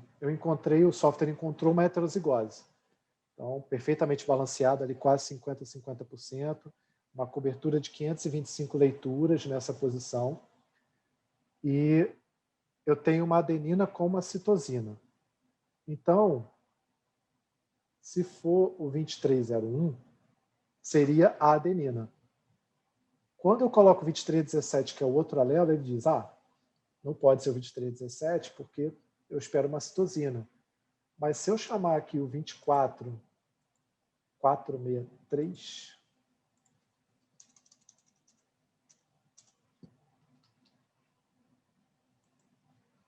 ele dá esse mismatch, mas você pode ver que é só a inversão dessas bases. Por isso que ele dá esse alelo como possível. Porque como eu não tenho leituras que vão desde essa posição em heterozigose aqui, eu estou marcando aqui em cima, no exon 3, até o exon 5, eu não posso afirmar com certeza, como eu mostrei para vocês lá no primeiro exemplo, não é só porque esse está em cima que ele é do alelo 1, ou esse está embaixo é do alelo 2. Se eu não tenho leitura que afirme isso, eu tenho que considerar o trans, que é o X, a inversão dessas bases. Então, essa é uma ambiguidade que o NGS de leituras curtas não vai resolver nesse caso. Porque essa quebra de fase é tão distante que você precisaria usar um PacBio para resolver essa quebra ou fazer um sequenciamento de sangue usando primers específicos para o A23, por exemplo, ou para o A24. Aí, posso complementar, Vinícius? Pode. Exatamente esse ponto. Ainda existe uma alternativa, tá? Que nem sempre ela é explorada pelas pessoas que trabalham com leituras curtas, tá? Que trabalham com sistemas de sequenciamento short read, ou leituras curtas. Mas ela pode sim ser utilizada como uma ferramenta. É aquilo que a gente chama de mate pair, ou de long read, short read, tá? É uma estratégia muito utilizada para pessoas que fazem uso do NGS para sequenciamento de novo, né, ou seja, para construção do zero de um genótipo ou de um genoma, tá? Onde eu trabalho a construção de biblioteca de maneira alternativa. A GeneGX não tem uma construção de biblioteca alternativa como o MatePair, por exemplo. O que significa esse MatePair ou Long Read, Short Read? Significa eu construir uma biblioteca com fragmentos maiores.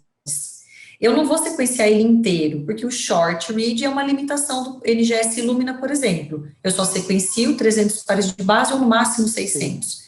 Só que quando eu faço uma leitura, um read, né, muito longo, e eu sequencio suas extremidades, eu ganho em bioinformática possibilidade de ancoramento, ou possibilidade de combinação, como o Vinícius já mostrou para vocês nas etapas de alinhamento e de phasing do software NGS Engine. E é possível a gente fazer essa estratégia aqui, simplesmente mudando o protocolo de preparo de biblioteca, ou seja, existe uma etapa que a Michelle trabalhou lindamente com vocês na segunda-feira, que a gente incuba a nossa biblioteca com uma transposase, com uma enzima que quebra o DNA por 20 minutos no termociclador. Se você reduz a temperatura ou reduz o tempo, ela fragmenta menos. E você pode ter um ganho de comprimento de amplicons para ter esse ganho no sequenciamento de regiões sequenciadas e assim possibilitar a determinação de fase. Não estou dizendo que isso resolve 100% dos casos, mas estou dizendo que essa é uma forma alternativa que muitas pessoas utilizam. No Brasil eu não vejo as pessoas utilizando ainda, porque a gente ainda está em construção do conhecimento de NGS.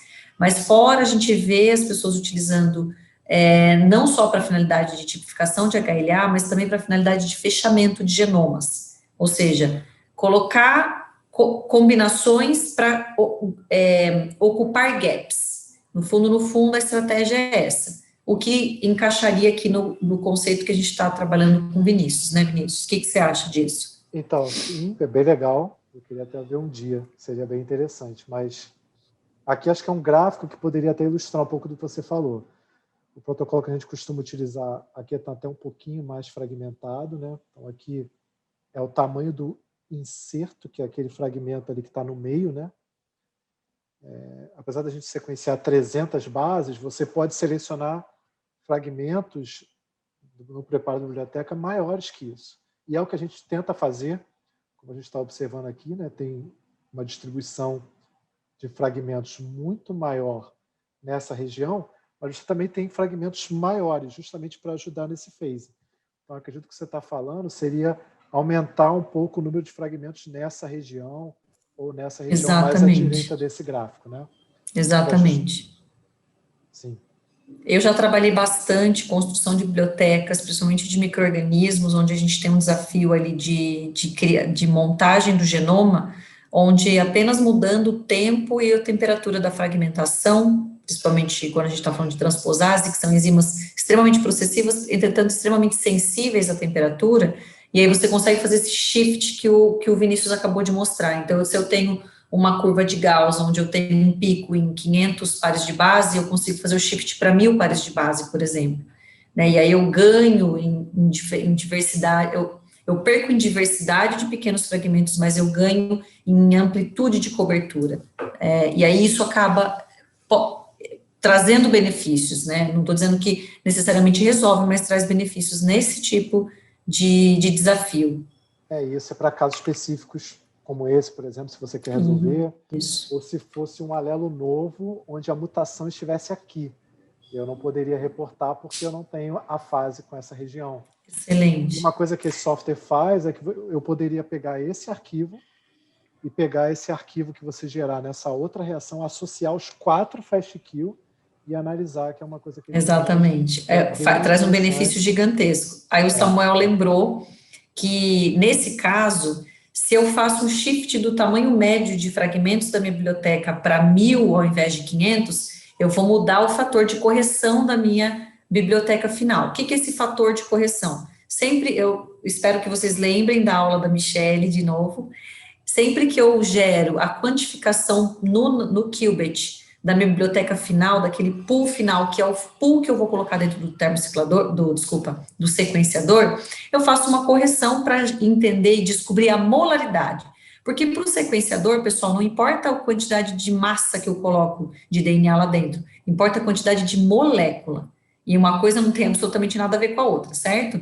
Quantidade de massa é a quantidade de gramas, miligramas, nanogramas, picogramas que eu tenho ali dentro. Quantidade de moléculas são números de moléculas que vão ancorar na flow cell para ser sequenciados. Então, se eu mudo o tamanho da minha biblioteca, eu passo a ter bibliotecas mais pesadas, digamos assim. Então, meu fator de correção tem que mudar, porque cada fragmento vai gastar muito mais peso, vai ter muito mais peso do que um fragmento da biblioteca anterior. Então, sim, o fator de correção tem que ser mudado quando eu faço estratégia de mudar o perfil de fragmentação da biblioteca e, consequentemente, mudar o tamanho médio dos meus fragmentos na biblioteca final.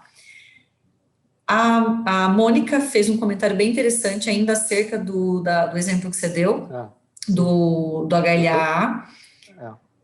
Eu estou vendo aqui e eu não sei se eu me expressei mal, mas, claro, dá para liberar o resultado, gente. Isso. Daria para liberar, ou você liberaria como P, ou talvez o código NMDP, né? Porque se você libera como P, e às vezes para o médico faz mais sentido, eu não sei qual é o padrão do Redome, mas você poderia usar o código NMDP para tentar ganhar o máximo de resolução nesse resultado. Sim, Mônica. Se eu me expressei mal, desculpa, dá para liberar, óbvio, o resultado, não dá para resolver. E aí, só voltando no aquele tópico, por que a gente tem ambiguidade ainda em NGS, mesmo em classe 1. E eu nem vou falar de classe 2, tá, gente? Porque classe 2, aí, quebra de fase acontece muito e, enfim, ambiguidades, porque a gente não sequencia, a gente não tem cobertura, amplitude de cobertura no classe 2 para o gene inteiro, na maioria dos kits. Né? Cada kit vai ter uma abordagem diferente, então o número de ambiguidades é maior. Então, beleza, isso aí, código, então, concordamos aí no código. Show. E aqui só mostrando uma coisa que é muito...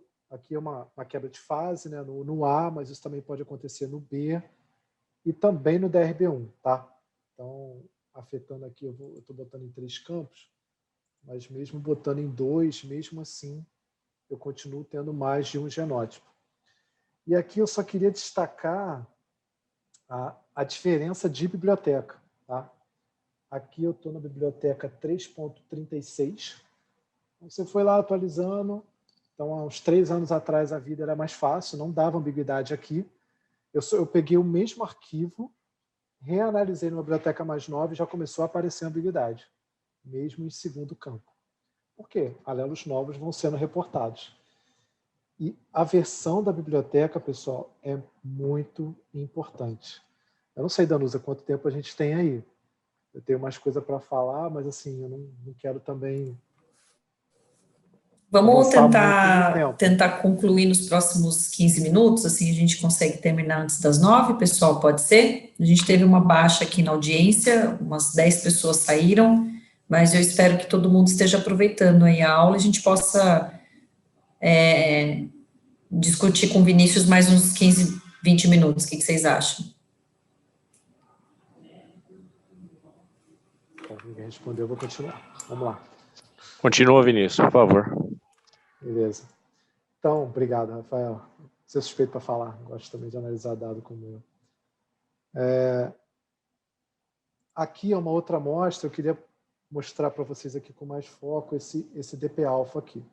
Como eu estava mostrando antes, você muda a biblioteca, você pode mudar a possibilidade de resultados. E aqui foi um caso interessante que eu encontrei. Eu não sei se o Samuel já viu, a Mônica, enfim, o pessoal que já está fazendo bastante NGS. Vou só dar uma filtrada aqui para mostrar só esse gene. Aqui eu vou criar uma revisão.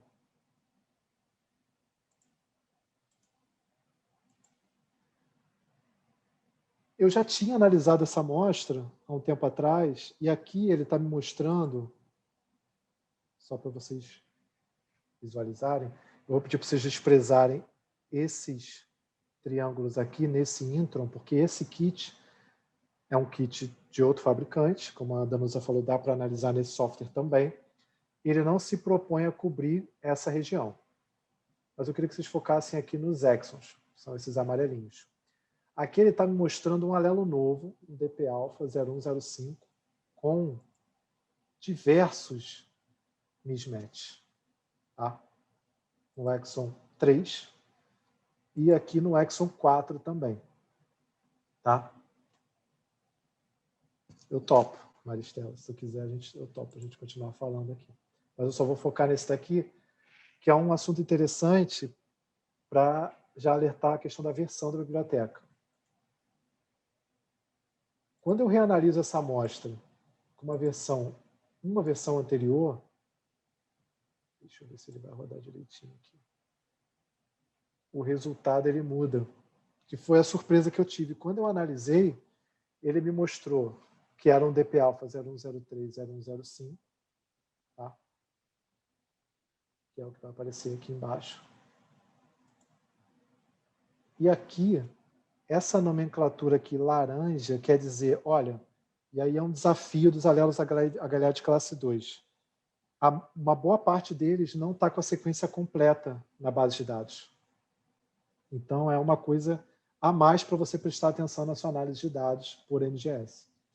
Aqui o que o software está me mostrando, ele está mostrando vários mismatches nessa barra laranja, mas é uma região que esse alelo, na versão 3.42, não tinha uma sequência referência no IMGT. Tá? Então, ele só tinha o exon 2. O que aconteceu? Quando alguém fez uma nova submissão desse alelo, na atualização da versão 3.42 para 3.43, essa minha sequência, que seria uma submissão estendida, tá? Ou seja, eu poderia submeter essa região aqui, porque ela está toda em fase, e dizer, olha, eu consigo complementar pelo menos os exons 3 e 4 desse alelo. Alguém fez isso, né, na minha frente ou na frente das outras pessoas. E quando a biblioteca atualizou para 42.43, o meu DP-alfa, que ele já está pedindo para mudar, 0105, aqui virou um alelo novo. Ou seja, alguém atualizou a biblioteca do MGT complementando a sequência de referência do DP-alfa 0105, ele só tinha lá o exon 2, ele submeteu, o IMGT atualizou com aquela sequência que alguém submeteu, e agora, essa sequência que está lá é diferente da minha. Então, antes eu tinha um genótipo fechado, tá? Sem nenhuma ambiguidade, com uma sequência estendida. Agora eu tenho um alelo novo, só mudando a biblioteca do MGT. E com várias posições novas. Pelo menos essa é a minha primeira impressão. Eu não tive chance de discutir com o Rafael, com o Samuel, que é quem eu geralmente discuto, mas essa é a minha impressão e foi isso realmente que aconteceu. Eu até separei aqui algumas telas, eu não vou mostrar agora, por causa do nosso tempo, mas é uma coisa, eu queria voltar aqui já para os slides, que eu já esgotei bastante software, eu tenho mais coisa, mas vamos voltar. E é uma coisa que eu queria pontuar na questão do laudo, né? Ou do resultado em si, né? O que seria importante, na minha opinião, liberar a versão da biblioteca do MGT que você está utilizando. Porque a versão pode mudar o teu resultado. Então, você usou uma versão, se eu usasse uma versão antiga, aquele meu resultado daquele A que eu mostrei que tinha ambiguidade de fase, a versão 3.36 era full no NGS. Mas numa versão mais atual, já tem uma ambiguidade. Então, como é que você compara isso? A diferença é a biblioteca. E eu acho que hoje a gente não associa muito isso quando libera o resultado para o Redome, liberar também a biblioteca, a versão da biblioteca do MGT. Por isso que eu mostrei, eu acho que isso seria interessante. Aí a gente poderia discutir numa outra ocasião. E aqui são aquele caso, né, que deu uma ambiguidade de fase aqui, e aquele DP-alfa, que foram os dois que eu mostrei. Então aqui são só os prints, eu vou passar aqui. Uma outra coisa importante aqui, já para a gente, enfim, seguir para frente e finalizar, que é importante ter no laudo, é você considerar, quando você olha um resultado, qual é a fonte da amostra. É sangue ou é suave? Principalmente quando for um receptor. A gente sabe que casos de homozigose, alelos novos, aqueles alelos raros, aquele padrão um pouco diferente do normal, que a gente costuma observar, né? Em pacientes, a gente tem que tomar cuidado se a gente está trabalhando com sangue. O importante, o necessário, mandatório é você, nesses casos, pelo menos, né, fazer a confirmação por SWAB. O ideal seria fazer em todos, mas o SWAB tem um desafio importante, que já foi discutido pelo Samuel até, de você conseguir uma amostra íntegra para fazer o NGS, fazer o long range. Então, essas são duas considerações.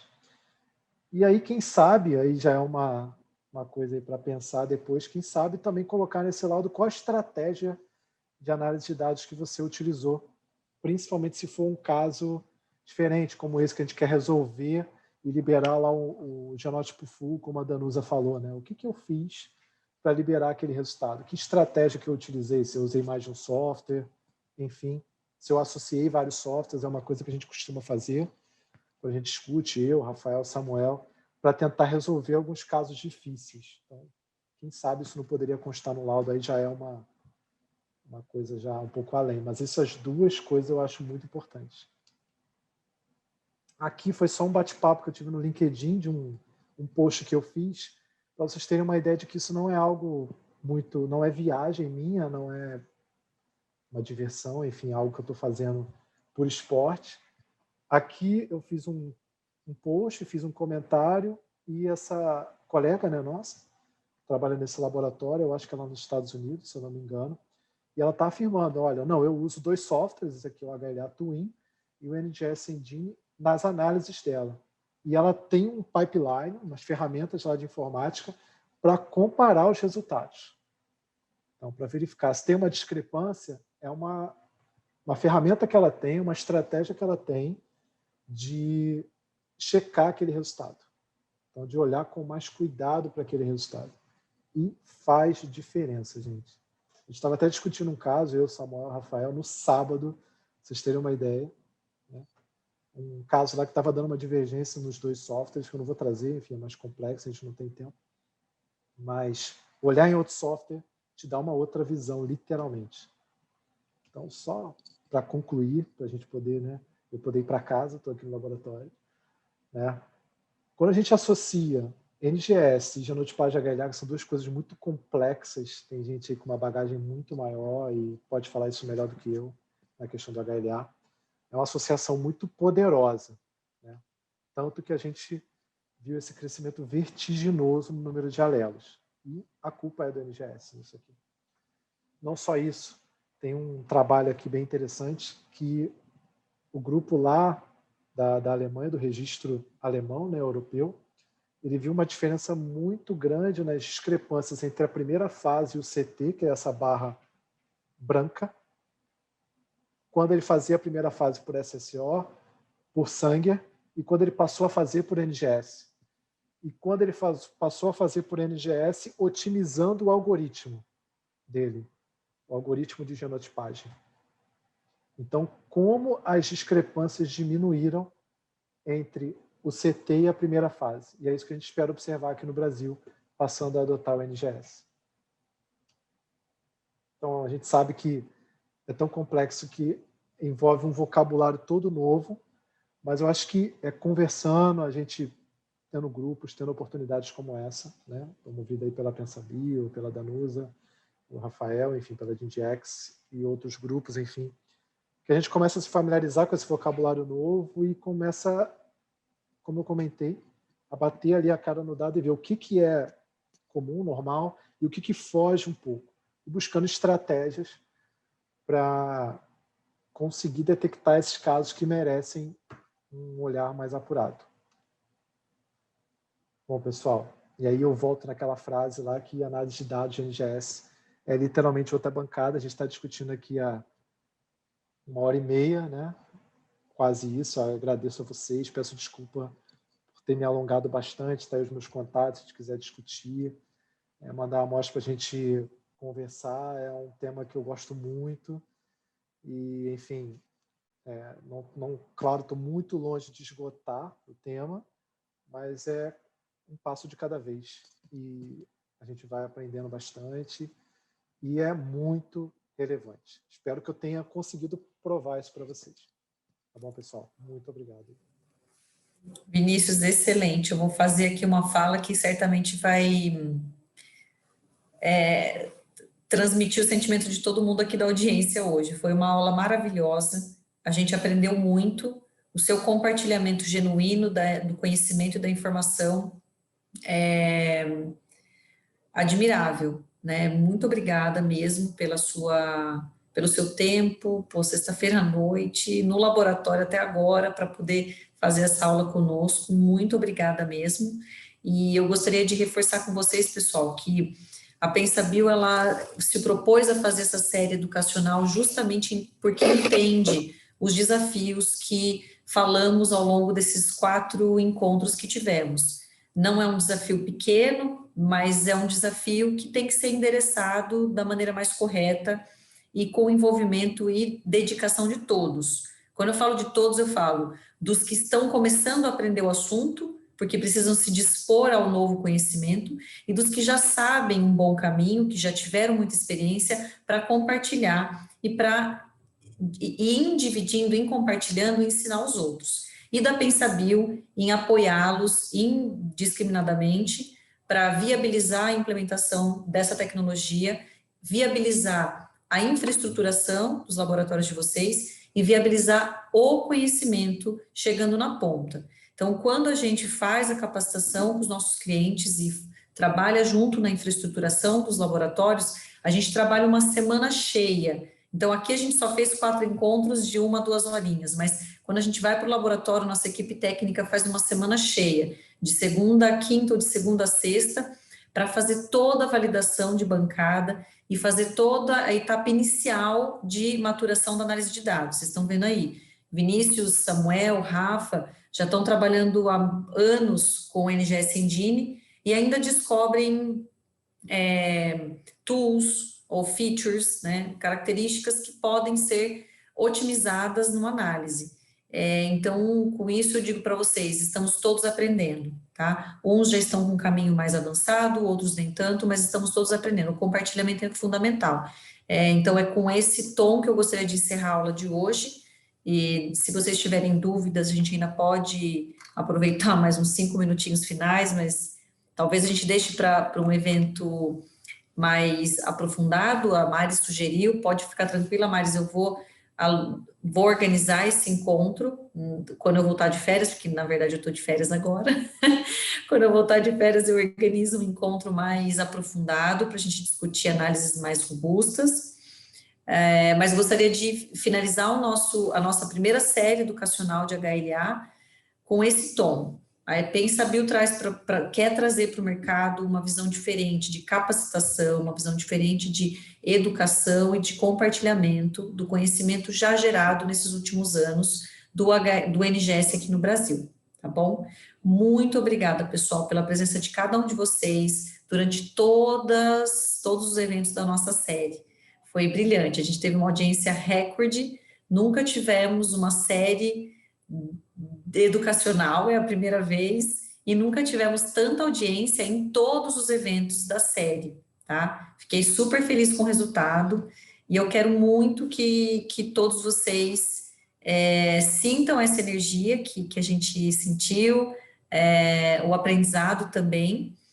Acho que o Marcão vai soltar uma pesquisa de satisfação de novo, para aqueles que acompanharam todos os eventos.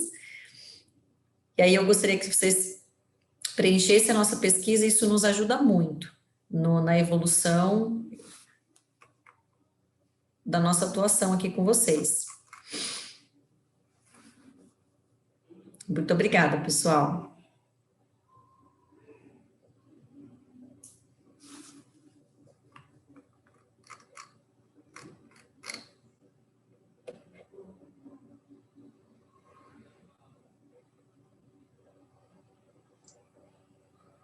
Obrigada, Vinícius, foi excelente, acho que só tem elogios aí, aprendi muito, e vamos discutir bastante ainda sobre esses dados, sobre como que você analisa, que acho que eu tenho muito também, que eu preciso aprender muito também com você.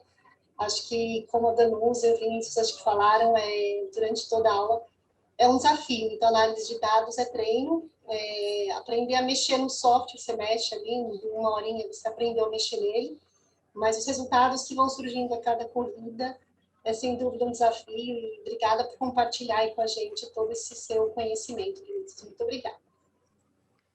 Feliz que tenha sido útil, né? E lembrando um pouco da dor que eu senti no início, né? De ver todos aqueles conceitos novos e eu nunca ter visto a NGS. Aí você junta a NGS com a HLA e fala, caramba, e agora? Né? É um negócio poderoso, mas você junta duas coisas. Desafio. Você é um desafio. Estudar. E estudo de caso, eu acho que é uma coisa muito relevante, algo que a GeneDx faz muito e aprende muito ali. É interessante, estava conversando com um cliente, é interessante, estava falando com um cliente esses dias, um cliente de outro segmento, mas estava comentando sobre as dificuldades da tipificação por HLA, das variabilidades que você não encontra no SSO, nem tampouco no SBT e tal. E aí eu comentei sobre a jornada de muitos de vocês, que já está há alguns anos e que ainda aprende no dia a dia. E ele disse, nossa, se os meninos estão há 4, 5 anos e eu vou começar hoje, quer dizer que vai demorar 4, 5 anos para eu liberar um bom laudo? Aí eu disse assim para ele, espero que não, espero que você aproveite o conhecimento dos que já traçaram esse caminho, meio que assim, eu tinha só mato aqui, agora passaram um flacão e foram trabalhando esse mato e agora construíram um caminho. Vem atrás e só pavimenta, porque o caminho já está meio construído, né? Foi nesse discurso que ele acabou entendendo que ele não vai demorar 4 anos para soltar um bom laudo, ele vai demorar talvez 6 meses, né? Enquanto vocês demoraram 4 anos. Mas por quê? A ferramenta veio sendo amadurecida, veio sendo aprimorada, né? E o conhecimento gerado, ele já está aqui, nas nossas mãos, basta que haja o compartilhamento e a dedicação. Né? Colar com quem tem experiência, né? A gente cola, eu tento colar com os fabricantes, né? Como a gente tem esse acesso aí. Exatamente. As iniciativas que eles têm lá de estudo de caso, e aí mostra a coisa, eu falo, gente, esse pontinho aqui no Base Variation Plot quer dizer que o cara está tendo uma mudança blástica. Muita coisa. Ponto. Tem o último estudo de caso foi isso. Eu falei, cara, não dá para desprezar nada, né? Exatamente. Não pode também nem ser tão neurótico e muito menos desleixado. Muito menos desleixado. É o caso a caso mesmo, né, Vinícius? É ganhar maturidade para... Com muita seriedade. Não que não que as pessoas não encarem com seriedade. Claro. Tem que tentar entender o que está acontecendo por trás para tentar interpretar. E aí associar outras coisas. Como o fato de ser doador, enfim. Deixa eu ir. Excelente. Vou com vocês aqui. A gente tem muito papo. Então, voltando das férias, meu compromisso com vocês é lançar a mão de um momento para análise em deep, tá? Uma análise mais aprofundada, para a gente dar aí mais um espaço para o Vinícius compartilhar esse material que ele vem construindo, não só, né? O Samuel tem muito a compartilhar, o Cita também. A gente pode montar aí um jogral de análise de dados complexos. Samuel, Rafael já viram muita coisa nessa vida. Já Então, quem viu muita coisa tem muita coisa para contar, né? tem muita coisa para contar. Assim, né? Verdade. Vinícius, um Sim. beijo no seu coração, querido. Boa noite para todos. Tá na câmera, Boa já com a noite. câmera fechada. Bota lá, ó. Foi ótimo, pessoal. Muito obrigada mais uma vez. A gente se vê, a gente se fala. Um abraço, gente. Tchau, tchau. Um abraço. Tchau, tchau.